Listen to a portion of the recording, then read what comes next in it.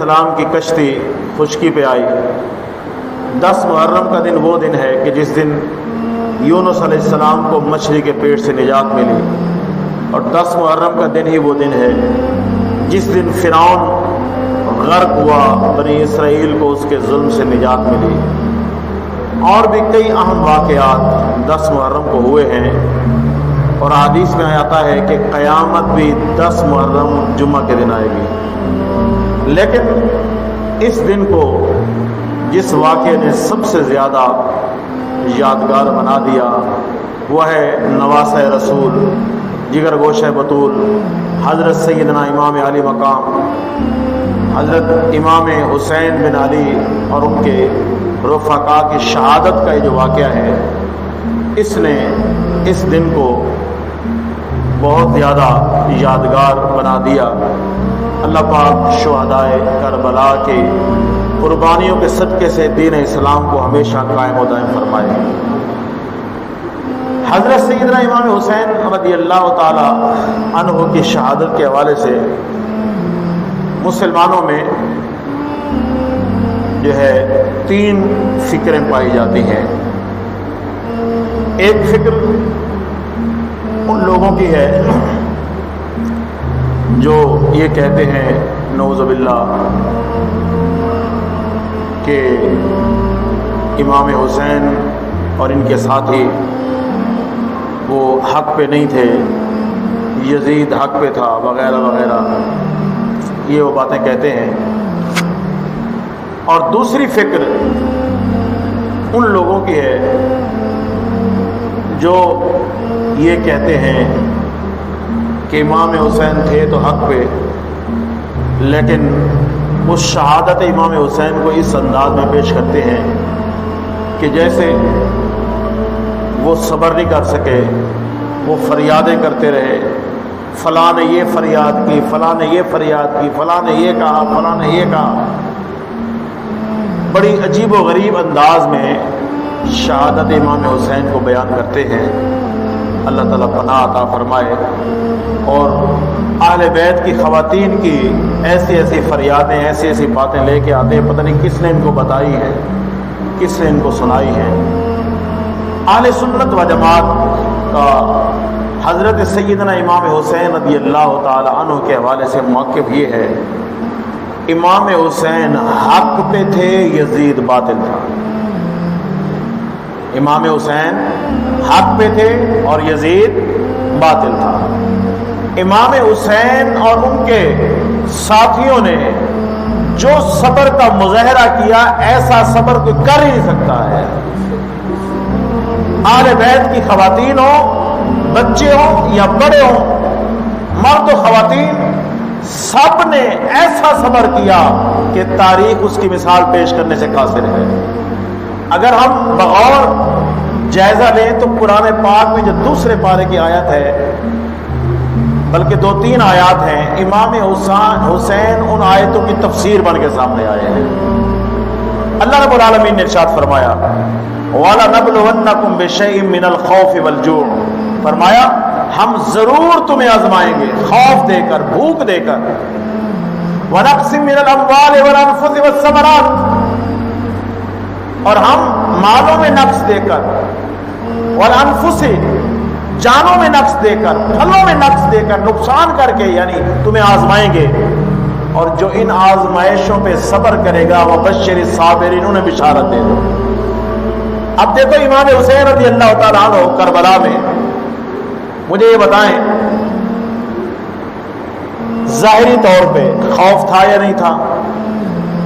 بھوک تھی یا نہیں تھی؟ ظاہری طور پہ پیاس تھی یا نہیں تھی؟ اور پھر علی اصغر جیسے ننھے پھول قربان کیے یا نہیں کیے؟ علی اکبر، قاسم اور محمد جیسے جلیل القدر افراد قربان کیے یا نہیں کیے؟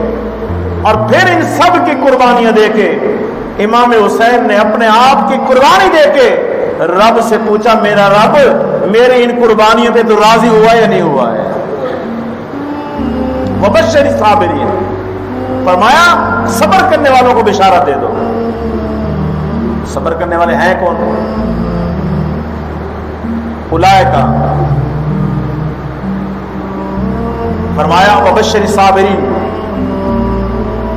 الذین اذا اصابتهم مصیبہ کہ جب بھی انہیں کوئی مصیبت پہنچتی ہے قالوا انا للہ وانا الیہ راجعون، صبر کرنے والے کہتے ہیں کہ ہم سب اللہ کے لیے اور ہم سب اسی کی طرف لوٹ کے جائیں گے۔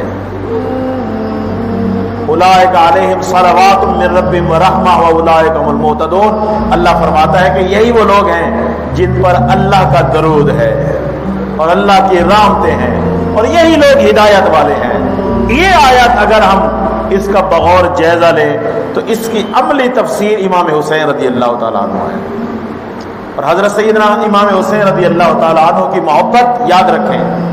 اہل ایمان ہمیشہ ان شہزادوں سے محبت رکھتے رہے ہیں، رکھ رہے ہیں اور انشاءاللہ رکھتے رہیں گے۔ ان کی محبت ہمارے ایمان کا حصہ ہے، اور اس کی وجہ یہ ہے کہ یہ حضور کے جگر کے ٹکڑے ہیں۔ حضور نے فرمایا الحسین منی وانا من الحسین، کہ حسین مجھ سے ہے میں حسین سے ہوں۔ بلکہ ان شہزادوں کی جو محبت ہے اس حوالے سے کئی حدیثیں ہیں جن کا خلاصہ میں عرض کر رہا ہوں۔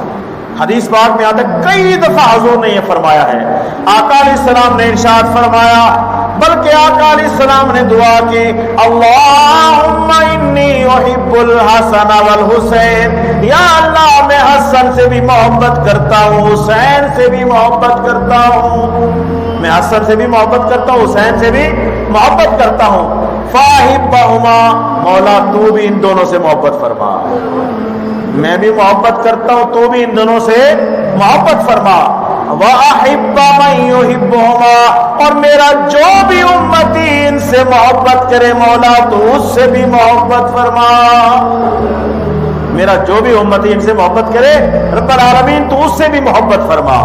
تو یاد رکھیں ان شہزادوں کی محبت تو وہ ہے کہ جو ان شہزادوں سے محبت رکھے وہ اللہ کا محبوب بن جاتا ہے، جو ان شہزادوں سے محبت رکھے گا وہ اللہ کا محبوب بن جائے گا۔ اور حاضرین محترم یہی وجہ ہے آج خواہ مخواہ کا پروپیگنڈا کیا جاتا ہے، خواہ مخواہ کی باتیں کی جاتی ہیں، حالانکہ مجھے یہ بتائیں الحمدللہ ہمیں بھی حضور سے محبت ہے، لیکن کیا صحابہ والی محبت کہیں ہو سکتی ہے؟ اور پھر صحابہ جنہوں نے حضور کو اپنی آنکھوں سے دیکھا کہ وہ ان شہزادوں سے محبت فرما رہے ہیں، کیا نعوذ باللہ صحابہ ان سے نفرت کر سکتے ہیں؟ یہ طرح طرح کا خواہ مخواہ کا پروپیگنڈا بند ہونا چاہیے حاضرین محترم۔ صحابہ کرام نے جو ان حضرات کی محبت کی ہے، صحابہ نے جو ان کی عقیدت کی ہے، صحابہ نے جو ان کے ساتھ خلوص کیا ہے، ان کی عزت و احترام کی ہے، ایسا کوئی کر ہی نہیں سکتا ہے۔ مثلا حدیث پاک میں آتا ہے ایک دفعہ حضرت سیدنا ابوبکر صدیق رضی اللہ تعالیٰ عنہ زمانہ خلافت میں آپ نے عصر کی نماز پڑھائی، عصر کے بعد باہر تشریف لے گئے چہل قدمی کے لیے، حضرت مولا علی شیر خدا بھی ساتھ ہیں، آگے گئے تو آپ نے دیکھا امام حسن بچوں کے ساتھ کھیل رہے ہیں، ایک جگہ پہ امام حسن بچوں کے ساتھ کھیل رہے ہیں، حضرت سیدنا صدیق اکبر رضی اللہ تعالیٰ عنہ آپ آگے بڑھے، امام حسن کو اٹھا کے اپنے کندھے سے لگایا، اپنے سینے سے لگایا، چوما، کندھے پہ بٹھا کے حضرت ابوبکر صدیق نے فرمایا اے حسن بیٹا تو علی کا ہے، مشابہ تو رسول اللہ کے ہے، بیٹا تو علی کا ہے لیکن تیرا چہرہ جو مشابہ ہے وہ رسول اللہ کے ہے۔ بتائیں یہ محبت کا اظہار کیسا ہے، یہ محبت کا اظہار کیسا ہے؟ اسی طرح حضرت سیدنا عمر رضی اللہ تعالیٰ عنہ ہر موقع پہ انہوں نے اہل بیت سے محبت کا اظہار کیا۔ مثلا جب صحابہ کرام کے وظائف مقرر کیے گئے تو وہ صحابہ جو بدر میں شریک تھے ان کا وظیفہ سب سے زیادہ رکھا گیا، کتنا؟ 2000 درہم۔ بدری صحابہ کا وظیفہ حضرت عمر نے کتنا رکھا؟ 2000 درہم۔ اور جب ان شہزادوں کی باری آئی تو حضرت عمر نے ان شہزادوں کا وظیفہ 5-5 ہزار درہم مقرر فرمایا۔ اور صرف اتنا نہیں بلکہ حدیث میں آتا ہے کہ جب مدائن فتح ہوا، مدائن سے بہت سارا مال غنیمت درہم و دنانیر آئے، حضرت عمر رضی اللہ تعالیٰ عنہ نے حکم دیا، مدینہ پاک میں مسجد نبوی کے صحن میں دسترخوان بچھایا گیا، مدائن سے لایا ہوا مال غنیمت اس دسترخوان پہ سجایا گیا۔ حضرت عمر نے صحابہ کو فرمایا آؤ اپنا اپنا حصہ لے لو۔ تو حدیث میں آتا ہے سب سے پہلے جو ہستی اپنا حصہ لینے آگے بڑھی وہ کون تھے؟ وہ کوئی اور نہیں، حضرت امام حسن بن علی تھے۔ حضرت حسن بن علی آگے بڑھے اور آپ نے کہا یا امیر المومنین آتنی حقی بما عفا اللہ علی المومنین، اے امیر المومنین اللہ نے جو مومنوں پر انعام کیا ہے اس میں سے مجھے میرا حق عطا فرمائے۔ تو حضرت عمر نے حکم دیا، حضرت عمر نے ان کو مرحبا کہا، ان کو عزت دی، ان کو احترام دیا اور اس کے بعد حکم دیا کہ ان کو 1000 درہم دے دو۔ دوسرے نمبر پہ حضرت امام حسین آئے تو حضرت عمر نے حکم دیا، عزت احترام دی اور پھر حکم دیا ان کو بھی 1000 درہم دے دو۔ تیسرے نمبر پہ جو ہستی آئے وہ کون تھے؟ حضرت عبداللہ بن عمر، حضرت عمر کے بیٹے عبداللہ بن عمر جو امام المفسرین ہیں، جو مدینہ کے فقیہ اعظم ہیں، وہ آئے تو حضرت عمر نے ان کو بھی عزت دی اور فرمایا ان کو 500 درہم دو۔ کتنے؟ 500 درہم دو۔ حضرت عبداللہ بن عمر نے کہا کہ میں تو وہ ہوں کہ جس نے رسول اللہ کے کندھے کے ساتھ کندھا ملا کے جہاد کیا ہے، رسول اللہ کے زمانے میں نے جہادوں میں حصہ لیا اور اس وقت یہ شہزادے ابھی بچے تھے، گلیوں میں کھیلتے تھے اور اس وقت میں جوان تھا، حضور کے ساتھ میں نے مل کر جہاد کیا ہے۔ ان کو آپ 1000 درہم دے رہے ہیں، مجھے آپ 500 درہم دے رہے ہیں، مجھے حکمت سمجھ نہیں آئی۔ تو حضرت عمر نے فرمایا بیٹا تو ان کا مقابلہ نہیں کر سکتا ہے، تو ان کی برابری نہیں کر سکتا ہے۔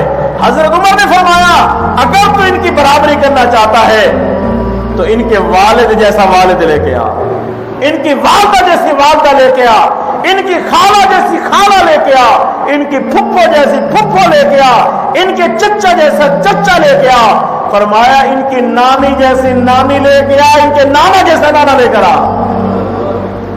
اور پھر خود فرمایا بیٹا تو جانتا ہے نا کہ ان کے والد علی المرتضیٰ ہیں، ان کی والدہ فاطمہ الزہرا ہیں، ان کی پھپھی ام ہانی ہیں اور ان کی خالائیں رقیہ ام کلثوم بنت رسول اللہ ہیں اور ان کے چچا جعفر طیار ہیں، ان کی نانی خدیجہ الکبریٰ ہیں اور ان کے نانا محمد مصطفیٰ ہیں۔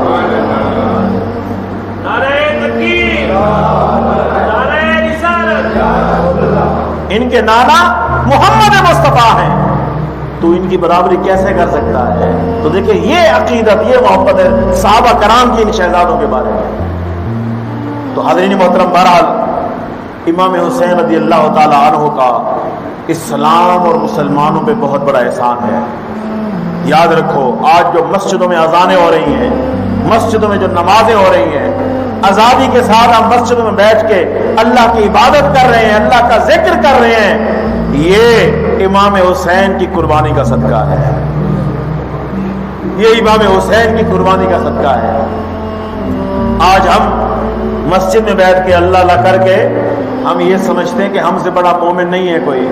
مجھے یہ بتائیں امام حسین سے بڑا کوئی پیر ہو سکتا ہے؟ سجادہ نشین ہو سکتا ہے؟ رسول اللہ کے مزار سے بڑھ کر کسی کا مزار ہو سکتا ہے؟ ارے جب دین پہ بات آئی میرے حسین نے مدینہ پاک چھوڑ دیا۔ حالانکہ مدینہ وہ جگہ ہے کہ جہاں جانے کی ہر مسلمان کی تمنا ہے، جہاں دفن ہونے کی ہر مسلمان کی تمنا ہے، لیکن جب دین پہ بات آئی میرے حسین نے مدینہ پاک کو چھوڑا۔ ذرا وہ تصور کریں کیا لمحہ ہوگا کہ جب امام حسین آخری مرتبہ نانا جان کے مزار پہ حاضری دینے گئے ہوں گے، آخری مرتبہ جب والدہ کے مزار انور پر سلام کرنے گئے ہوں گے، امام حسن کی قبر مبارک پہ گئے ہوں گے کہ بھائی جان الوداع، وہ کیا لمحہ ہوگا، وہ کیا حالات تھے کہ جس نے امام حسین رضی اللہ تعالیٰ عنہ کو مدینہ چھوڑنے پر مجبور کیا۔ اور حاضرین محترم، باتیں کرنا بڑا آسان ہے لیکن پتہ ہونا چاہیے آپ کو، امام حسین مدینہ سے چل کے کہاں آئے تھے؟ مکہ میں۔ کہاں آئے تھے؟ مکہ میں۔ کچھ عرصہ آپ نے مکہ میں قیام کیا، کوفے والوں کے خطوط برابر آ رہے تھے کہ آپ آ جائیں، یزید گمراہ کر رہا ہے، یزید دین اسلام کی جڑیں کھوکھلی کر رہا ہے، آپ آ جائیں۔ اور ایسی ایسی باتیں انہوں نے لکھی کہ اگر آپ نہ آئے تو ہم اگر گمراہ ہو گئے تو اس کے ذمہ دار آپ ہوں گے۔ قیامت کے دن ہم اللہ کی بارگاہ میں کہیں گے کہ اللہ ہم نے تو امام حسین کو بلایا تھا، یہ نہیں آئے تھے۔ ایسے خطوط انہوں نے بھیجے کوفے والوں نے، اور ایسے حالات اس یزید پلید نے پیدا کیے۔ آپ کو پتا ہونا چاہیے کہ امام حسین مدینہ سے چلے مکہ آئے، اور پھر حج سے صرف 2 دن پہلے آپ کو مکہ سے روانہ ہونا پڑا۔ یہ کوئی آسان نہیں ہے۔ ہر مسلمان کی خواہش ہے کہ جو بھی ہو جائے اسے حج نصیب ہو جائے، ہے یا نہیں؟